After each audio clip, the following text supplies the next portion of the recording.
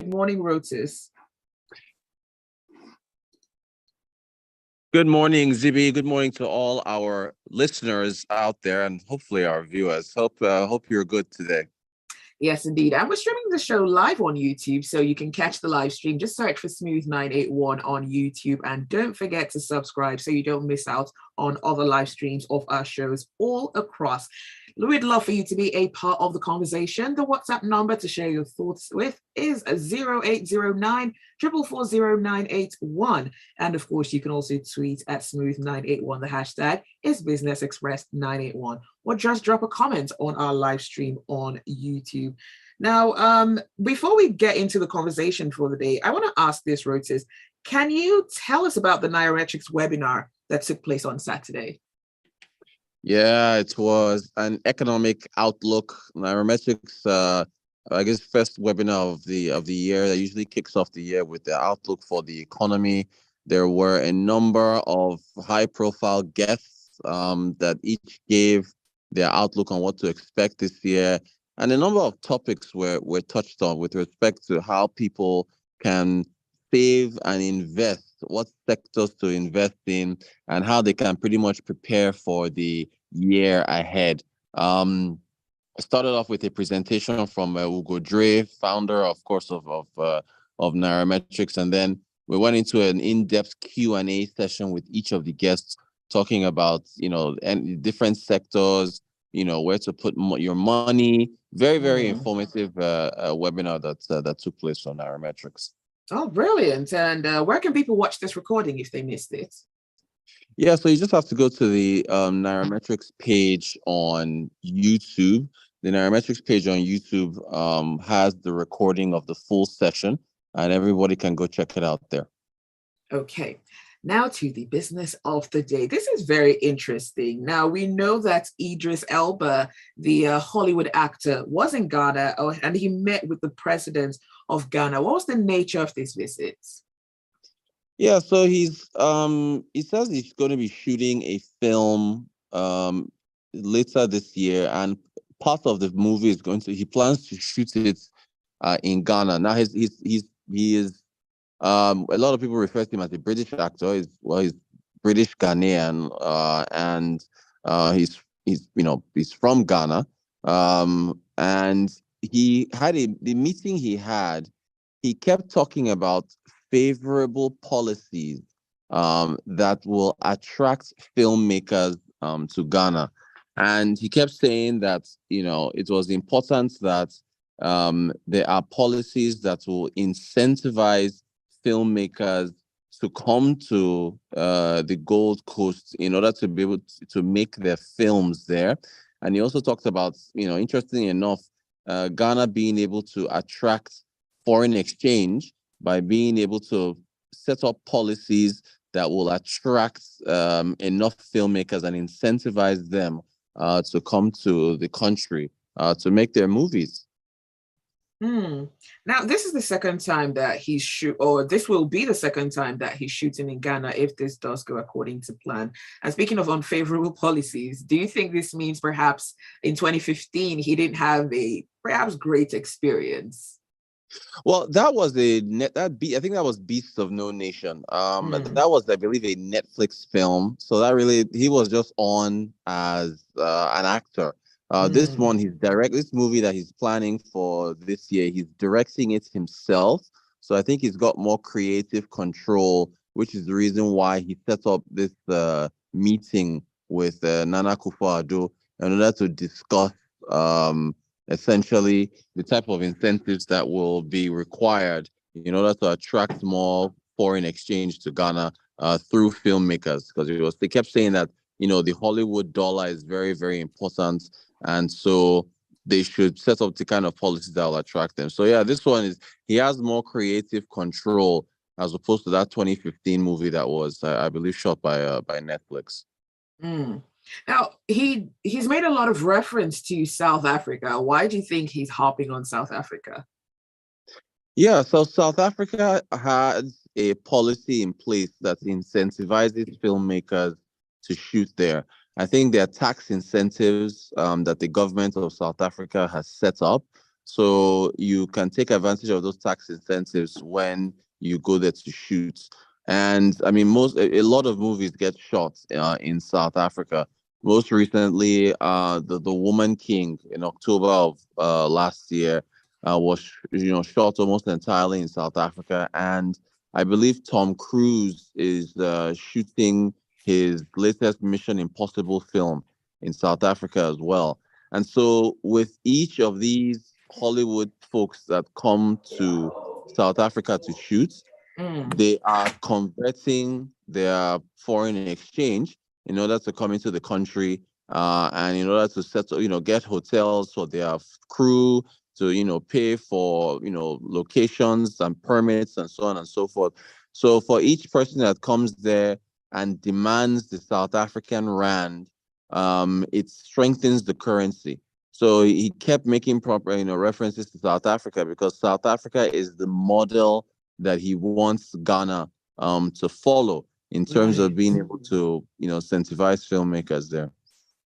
Okay, so he did make a point to the president that he wants to show that Ghana is open to the world for business. How exactly would that be achieved?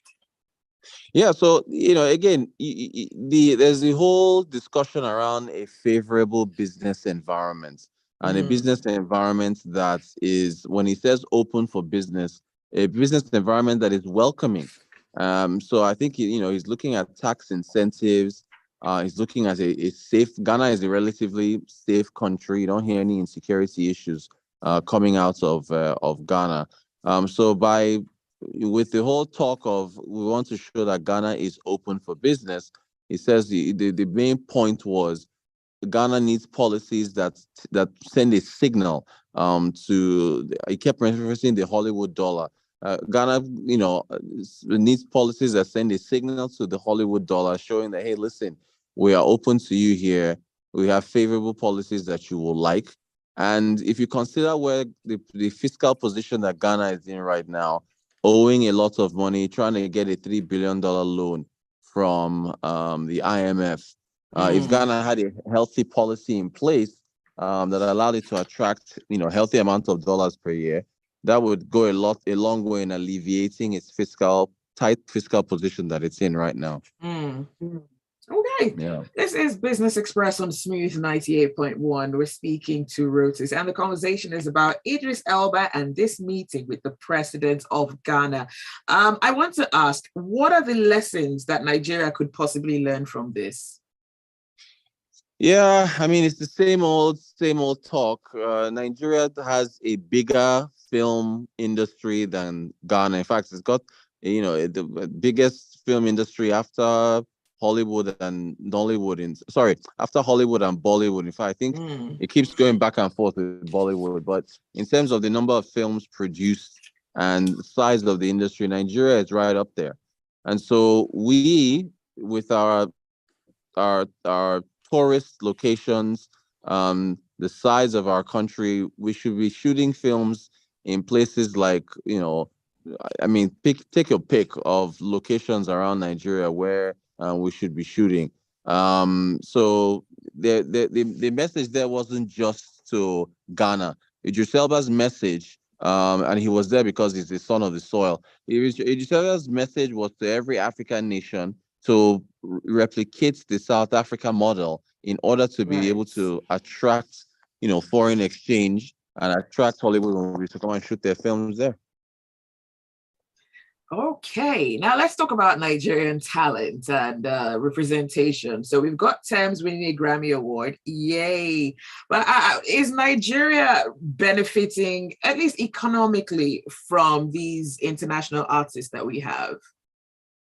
I mean, we are benefiting in terms of the recognition that we get, and Afrobeats is arguably the most popular genre of music around the world right now. You go on social media, on your Instagrams and so on, and you're hearing background music that is from Nigeria across the world, from different cultures.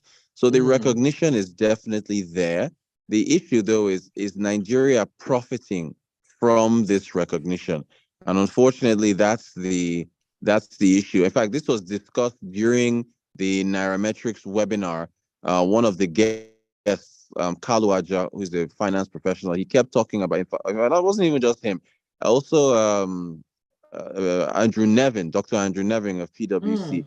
they're both making the point that Nigeria should be making more money from services, and should be one of the entertainment should be one of the biggest exports from Nigeria. So the issue is Nigeria being able to profit appropriately from it.